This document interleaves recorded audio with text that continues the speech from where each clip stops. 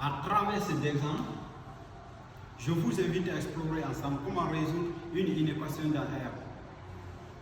Par définition, l'inéquation c'est l'inégalité entre deux membres ayant une ou plusieurs inconnus. L'objectif c'est d'aller à la recherche de l'inconnu ou des inconnus. Avec l'exemple-ci, notre inconnu c'est x. Voyons comment on trouve l'inconnu x.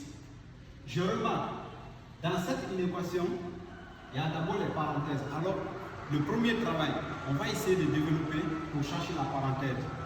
Développons. On a 5. Lorsque moins précède la parenthèse, tous les éléments de la parenthèse doivent changer de signe en développant. Alors, moins, x prend maintenant moins, 3 en moins, il prend plus 3, supérieur ou égal. À ce niveau, on a 4, x. On trouve aussi à moins qui précède la parenthèse. Alors, les éléments doivent changer de signe. 3x prend moins 3. Après, il y a moins 8 qui prend plus 8. À ce niveau, on fait 5 plus 3 pour réduire. Ça me donne 8 moins x supérieur ou égal à, on peut faire aussi la somme de ceci. Lorsque tu as 4x moins 3x, ça va rester x plus 8. Voilà. D'après la définition, on dit qu'il y a deux membres. Premier membre et deuxième membre. Alors, essayons d'envoyer les inconnus premier membre et les constantes deuxième membre. Quels sont les inconnus? On a moins x, il fait partie maintenant du premier membre, alors il reste toujours. On a l'autre x qui fait partie du deuxième membre, alors on doit l'envoyer dans le premier membre. Lorsque un nombre change de membre, il doit changer de signe. Il a plus ici. En ce moment, il prend maintenant moins x. Supérieur ou égal. Il y a déjà 8. La constante qui est toujours derrière l'inégalité, il reste. Et son ami le rejoint. Il change de membre, il change de signe, il prend moins. On a moins x et moins x.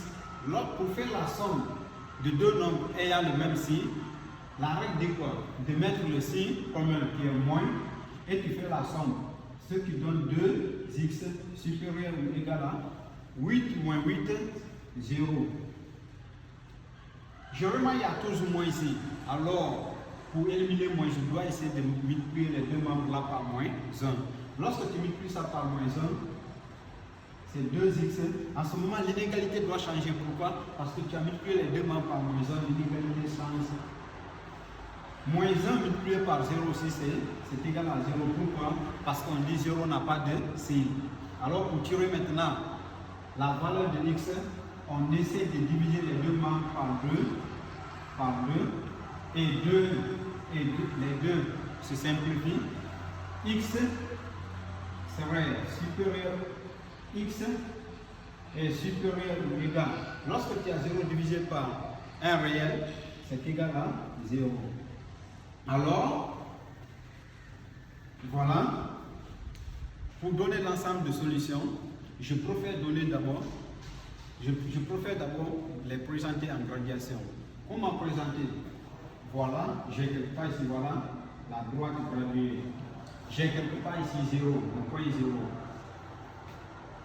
Maintenant, à la droite, on trouve les valeurs positives. On a 1, 2, jusqu'à plus infini. Maintenant, à la droite, on a 0 quelque part ici. Maintenant, à la gauche, on trouve les nombres négatifs. On a moins 1, moins 2, jusqu'à moins infini. On essaie maintenant de traduire cette solution. On dit quoi?